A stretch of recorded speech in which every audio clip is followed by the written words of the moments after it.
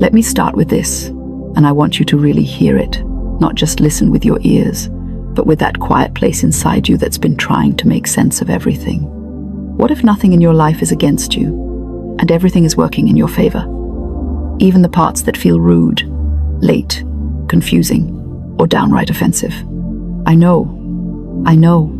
Your brain immediately goes, okay, but explain that to my bills, my broken plans, my unanswered prayers, and that one situation I'm still pretending doesn't exist. I get it. I truly do. Because if you're here right now, watching this, it's probably not because everything is going perfectly. It's because you're tired of trying so hard and still feeling like life keeps moving the goalpost. You've done the vision boards. You've said the affirmations. You've stayed positive until your positivity needed therapy. And yet, there are moments when you sit there and think, am I missing something? Is there some secret everyone else got but me? And that question alone can make you feel like you're failing at life, when in truth, you're just standing at a doorway you haven't learned how to open yet. Here's the honest truth that no one says out loud enough. Most of your stress isn't coming from what's happening. It's coming from how you're interpreting what's happening. Two people can live the exact same situation. One grows bitter, the other grows powerful. Same event, different meaning. And this is where that one sentence comes in. One sentence that, if you let it sink in, can gently but completely rearrange how you see your past, your present, and what's coming next. Here it is. Nothing is happening to me. Everything is happening for me. Now, before you roll your eyes and say, that sounds cute, but life isn't a motivational quote, stay with me. I'm not asking you to pretend pain doesn't exist. I'm not asking you to smile through nonsense or deny reality. I'm asking you to change the lens through which you see reality, because the lens determines the picture. Think about it. When something goes wrong, what's the first sentence that pops into your mind? It's usually something like, why does this always happen to me? Or, of course this would go wrong. Or, I knew it. Nothing ever works out. And those sentences feel harmless because you've been saying them forever. But they are quietly instructing your mind on how to organize your life. Your words are not decorations. They are directions. Every time you say life is against you, your mind starts hunting for proof. And your mind is very obedient. It will find evidence. It will highlight delays, amplify disappointments, and conveniently ignore blessings that don't match the story you're telling. But the moment you shift that sentence to, this is happening for me, even if I don't understand how yet, something extraordinary happens. You move from victim to interpreter, from panic to curiosity, from fear to expectation. Now let me be very honest with you, because I don't believe in sugarcoating spiritual truth. This sentence does not magically make things easy. It makes them meaningful, and meaning changes everything. When you believe life is happening to you, you brace yourself, you tighten up, you try to control everything, you live in defense mode. But when you believe life is happening for you, you soften just enough to receive insight. You ask better questions, you notice patterns, you begin to cooperate with life instead of wrestling it to the ground. And let's talk about struggle for a moment, because some of you feel like you've been struggling longer than feels fair. You've been patient, you've been hopeful, and you're starting to wonder if patience is just a fancy word for being ignored. You're not wrong for feeling that way, but consider this. What if the delay isn't denial, and it isn't punishment, and it isn't bad timing? What if it's preparation that doesn't look cute on social media? Most transformations happen quietly. Before the outer change, there is an inner rearrangement. Before the breakthrough, there is often confusion. Before clarity, there is discomfort. Not because life is cruel, but because growth requires space, and space often feels empty before it feels full. This is where that sentence becomes a lifeline. Nothing is happening to me. Everything is happening for me. Say it when things go wrong. Say it when plans collapse. Say it when you feel forgotten, not as blind optimism, but as a declaration of trust in a bigger intelligence than your current emotions. There is a law at work here, and it's beautifully simple. What you consistently expect, you prepare yourself to receive. Your inner dialogue shapes your outer experience, not because the universe is some cosmic vending machine, but because your mind, your emotions, and your actions fall into alignment with what you believe is possible. When you believe life is hostile, you move cautiously, defensively, suspiciously. When you believe life is supportive, you move with confidence, openness, and faith. And faith, real faith, is not about having proof.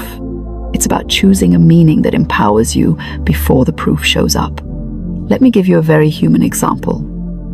Imagine missing out on something you really wanted: a job, a relationship, an opportunity. At first, it feels like rejection. Your ego bruises. Your confidence takes a hit. You replay it over and over, asking what you did wrong. But later, sometimes much later, you realize that what you wanted would have limited you, or drained you, or distracted you from something far more aligned. And suddenly, what felt like loss reveals itself as protection. But here's the key. That revelation didn't change the past. It changed your interpretation of it. The power was always in the meaning. This sentence trains your mind to look for purpose instead of punishment. And the moment you start doing that, your entire emotional posture changes. You stop collapsing inward every time something goes wrong. You stand a little taller. You say, "All right, life, show me what this is teaching me." And life responds very well to that attitude. Now, I want you to notice something important. This sentence doesn't say everything feels good. It says everything is working for you. There is a difference. Growth is often inconvenient. Clarity often comes after confusion. Strength is usually built in moments you would never volunteer for. If you only trust life when it's comfortable, that's not trust. That's a preference. Real trust shows up when you say, "I don't like this. I don't understand this. But I believe something intelligent is unfolding." And let me tell you, that belief alone will save you years of unnecessary suffering. Because suffering isn't just pain. Suffering is pain plus resistance. Pain plus the story that it shouldn't be happening. Pain plus the belief that you're being singled out or punished or left behind. Remove the story, and the pain becomes information instead of a life sentence. This is where humor actually helps.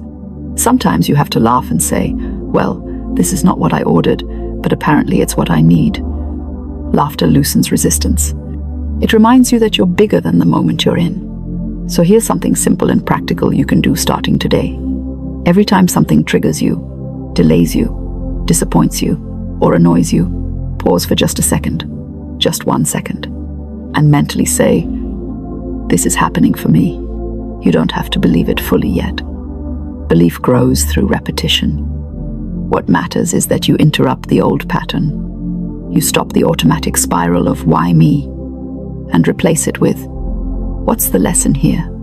That question alone shifts you into a position of power. And don't worry, this isn't about blaming yourself for everything. It's about reclaiming your authority. You are not a passive character in a chaotic story. You are a conscious participant in a meaningful one. When you change the sentence, you change the story. When you change the story, you change your decisions. When you change your decisions, your life has no choice but to follow. Now, if this is already stirring something in you, I want you to stay with me. Because what we're about to explore next will help you understand why this works so consistently and how to use it without forcing yourself to be positive when you're clearly not in the mood.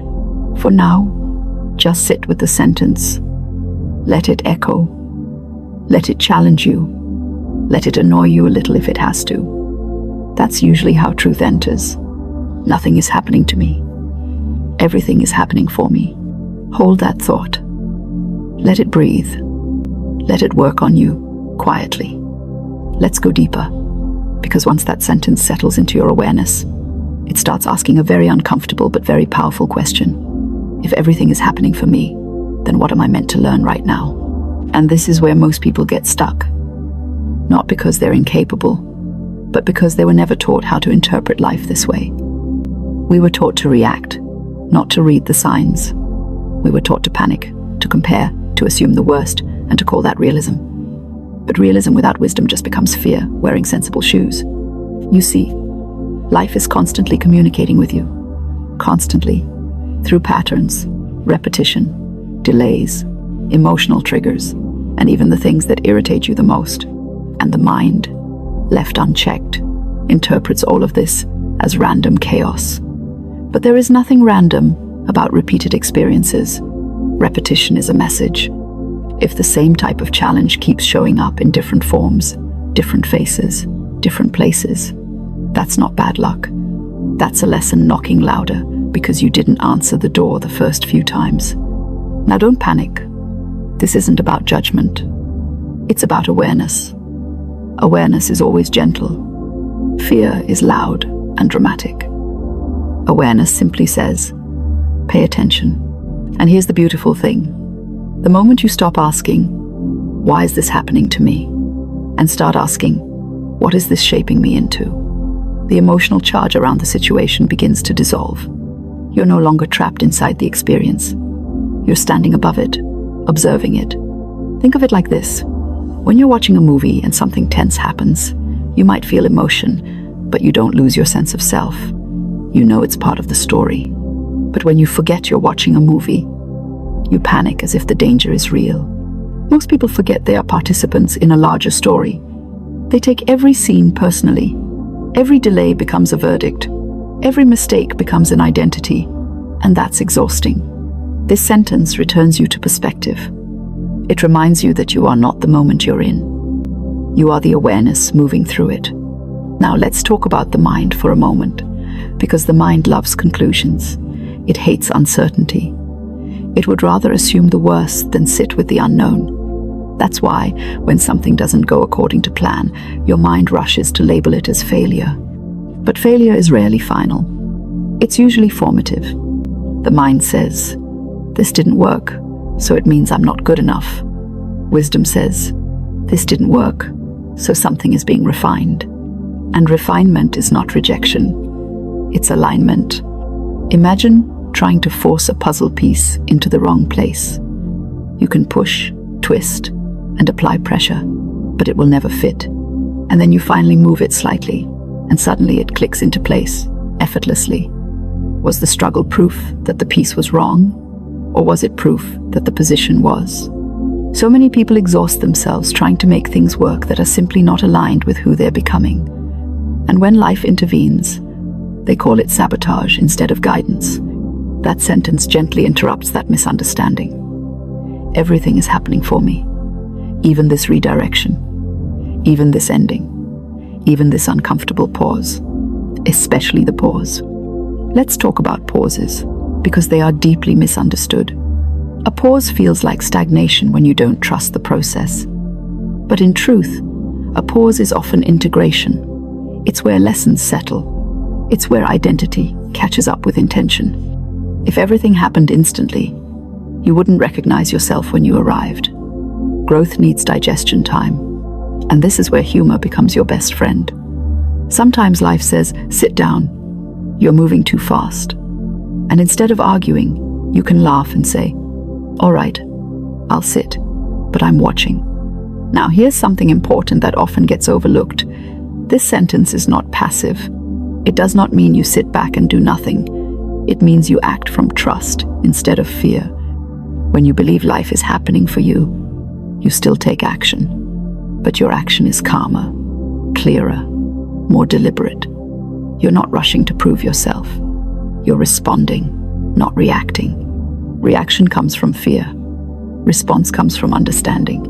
And understanding grows when you stop seeing obstacles as enemies and start seeing them as instructors. Every obstacle has a curriculum. Every delay has a lesson plan. Every disappointment has a redirection embedded inside it. The question is not whether life is teaching you. It always is. The question is whether you're listening or arguing. Now let's bring this closer to home, because some of you are thinking, okay, but what about the really painful stuff? What about heartbreak, loss, betrayal, the kind of things you wouldn't wish on anyone? I won't insult you by pretending those things don't hurt. They do. They shake you. They crack you open. They change you. But here's the truth that only reveals itself with time. Pain expands you in ways comfort never could. Comfort keeps you the same. Pain forces growth. And I know that sounds unfair, and maybe it is, but fairness has nothing to do with transformation. Transformation is about expansion, and expansion requires pressure. If you've been through something that broke you, notice this. You didn't actually disappear. You're still here. Different, yes. More aware, more selective, more discerning, more honest with yourself. That's not damage. That's evolution. The sentence doesn't erase pain. It redeems it. It gives it purpose.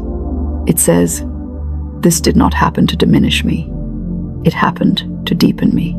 And when you see your past through that lens, shame begins to dissolve. Regret loosens its grip. You stop wishing you could erase chapters, and you start realizing they built the strength you now rely on. Now, let's talk about expectation, because expectation is a silent architect of experience. If you expect life to disappoint you, you unconsciously prepare for disappointment. You lower your standards. You settle. You hesitate. And then when disappointment shows up, you say, see, I knew it. But when you expect life to support you, even when it challenges you, your nervous system relaxes. You're more open. You take healthier risks. You trust your intuition. And you recover faster when things don't go as planned. Expectation is not about being naive. It's about choosing an empowering assumption. And here's something fascinating. The human brain is wired to seek confirmation. It looks for evidence that supports your existing beliefs. So, if you believe life is against you, your brain will filter reality accordingly. If you believe life is happening for you, your brain will start noticing opportunities, insights, and lessons that were always there but previously ignored. Same reality, different filter. This is not magic. It's focus. So when you repeat that sentence, you are training your focus. You are teaching your mind what to look for. And over time, that changes your emotional baseline. You become less reactive, less overwhelmed, less personally offended by temporary setbacks. You begin to see life as a conversation instead of a battle. And let me tell you, life speaks very differently to those who listen. Now, here's a small but powerful practice you can use. At the end of each day, ask yourself one question. How did life support me today, even if it didn't look the way I expected? At first, your mind might resist. It might say, it didn't. Stay with it. Look closer. Maybe support showed up as a boundary, a no, a delay, a realization, an uncomfortable truth that saved you from something worse. Support doesn't always arrive wrapped in comfort. Sometimes it arrives disguised as inconvenience. And the more you practice this, the more fluent you become in reading the language of your own life. This is how trust is built, not through blind belief, but through accumulated evidence. You begin to see that things tend to work out, not always how you wanted, but often better aligned than you realized at the time. And suddenly, anxiety loosens its grip, because anxiety is rooted in the belief that you are alone in a hostile world. This sentence gently contradicts that belief. It says, you are not alone. You are guided. You are supported, even now. So take a breath. Let your shoulders drop. You don't have to fight life today. You can cooperate with it. And as we continue, we're going to talk about how to use this sentence in moments when emotions run high, when logic disappears, and when faith feels very far away, because that's when it matters most. For now, just notice how it feels to hold this perspective. Notice the slight shift, the softening, the relief. Everything is happening for you. Let that truth keep unfolding. Now let's bring this home, because understanding something intellectually is one thing, but living it is where the real transformation happens. This sentence is not meant to stay in your head. It's meant to walk with you into ordinary moments, into traffic, into awkward conversations, into delays, disappointments, and decisions you wish came with instructions. Because the true test of any truth is not how it feels when you're calm, but how it holds you when you're not. There will be moments when this sentence feels easy, when things are flowing, when doors are opening, when you feel supported and seen. In those moments, it's simple to say, yes, everything is happening for me. But the real power of this sentence reveals itself when life feels unfair, confusing, or silent. Especially silent. Silence is the part that unsettles people the most. No answers, no signs, no movement, just waiting. And the mind hates waiting. It interprets silence as abandonment, but silence is often incubation. Seeds grow in the dark, not in the spotlight. If you can remember this sentence during silence, you will save yourself from unnecessary despair. You will stop assuming that nothing is happening just because you can't see it yet. There is always movement beneath the surface. Now, let's talk about emotional storms, because they happen to everyone. No one stays elevated forever. Some days you wake up confident and grounded. Other days, your thoughts feel like a group chat that won't stop panicking. On those days, don't try to be spiritually impressive. Don't force yourself to feel peaceful when you're clearly not. Just return to the sentence, gently, without drama. This is happening for me. Say it without needing to understand how. Understanding will come later. Trust always comes first. You see, peace doesn't come from controlling outcomes. It comes from trusting interpretation. You can't always choose what happens, but you can choose what it means. Meaning is where your power lives. When you stop giving events the meaning of punishment, failure, or finality, they lose their ability to define you. They become chapters instead of conclusions. And here's something deeply freeing. You don't have to figure everything out today. Life unfolds in layers. Insight arrives in seasons. Some understanding only becomes available after distance has softened the emotion. So stop pressuring yourself to have clarity immediately. Clarity is not rushed. It's revealed. Now, let's be practical, because spirituality that doesn't meet you in real life isn't very helpful. Here's how you can actively work with this sentence in everyday situations. When something goes wrong, notice the first thought that arises. That thought is usually old, automatic, and fear-based. Instead of arguing with it, simply place this sentence next to it. You're not fighting the thought. You're offering an alternative. For example, the mind says, "This ruined everything." You gently respond. Or, "This is redirecting me." The mind says, "I messed up." You respond.